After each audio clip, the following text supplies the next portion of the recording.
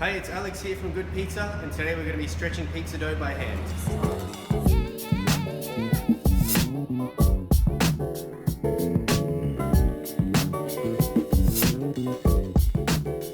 Before we start, there's a few things we need. We need our flour. I use double O flour. It's much finer than regular baker's flour.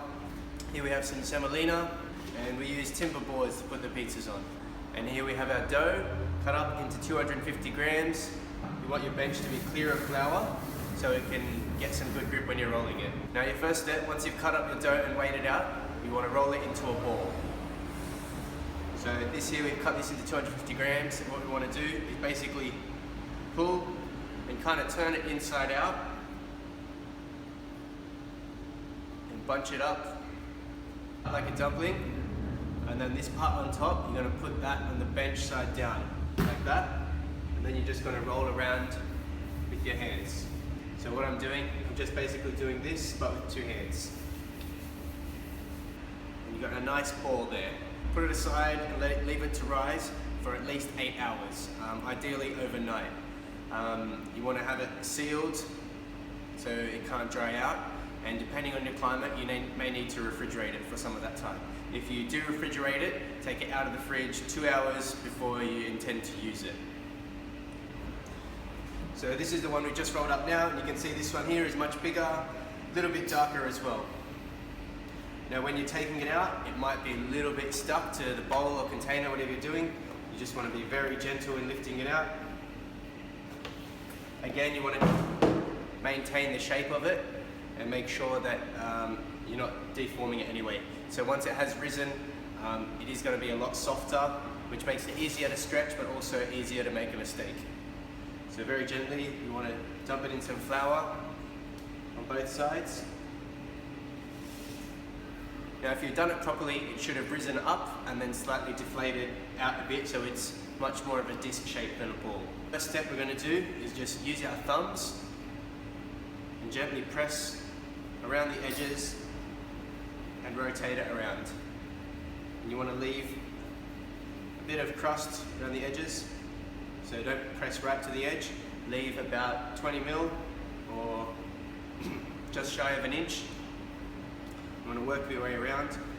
At this time, also being very careful not to let it stretch even from gravity, because that can deform it. So you want to hold it still in your hands and be mindful that it's very sensitive and very soft and can stretch easily.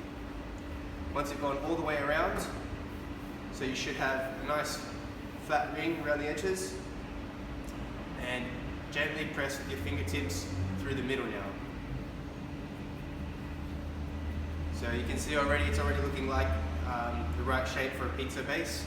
We've got nice and flat and uniform around the middle with slightly higher crust. The next step you want to do is basically flip it over and do the same thing again with your fingertips. Now when you're pressing down with your fingertips, you want to be careful that you use the flat part of your fingers and not your tips, definitely not your nails, because your nails will just poke a hole right through it. Once it's big enough to fit both hands inside, that's exactly what we're going to do. Make sure you've got some flour on your bench, and I'm just going to gently spread my fingertips and then turn it a bit. Spread my fingertips and turn it a bit. Now I'm not putting my fingers right to the edge because I don't want to press down on that crust. So putting my fingers close to the edge, gently spreading my fingers slightly apart and then rotating. And what that's going to do is basically when we're stretching it in a radial motion. So you're not stretching from the middle out. If you do that, it's going to cause thin spots and it'll make a hole in the middle. So we want to stretch nice and evenly, and the stretching is always going to be along the radius. So we're pretty much halfway there, it's almost the size. This is a 12-inch board. Typically if you can make a 12-inch or 30-centimeter pizza base, 250 grams of dough is fine, anywhere from 200 to 350 depending on desired thickness and how hot you cook it and what way you cook it as well. So we use 250. Now once it starts to get some real size, as well as spreading my fingers, I'm actually going to pull my hands apart and do the same thing. Now if you ever feel like it's starting to grip the bench, that means you need more flour. So put put some more flour down, and you should be always very easily gliding, easy to slide. If it starts to grip the bench, then that's no good. As you pull, you're just going to deform it more. So what we're aiming for here, again, make sure it's nice and round with no corners, and we want to still keep it thinner in the middle with a slightly thicker crust. Now when done properly, you can get your pizza to full size, completely stretching on the bench.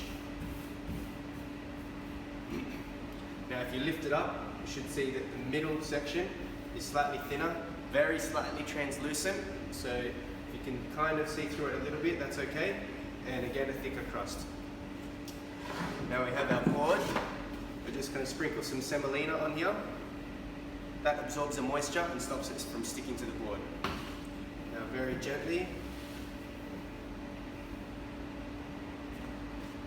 pick our base up, and we're done.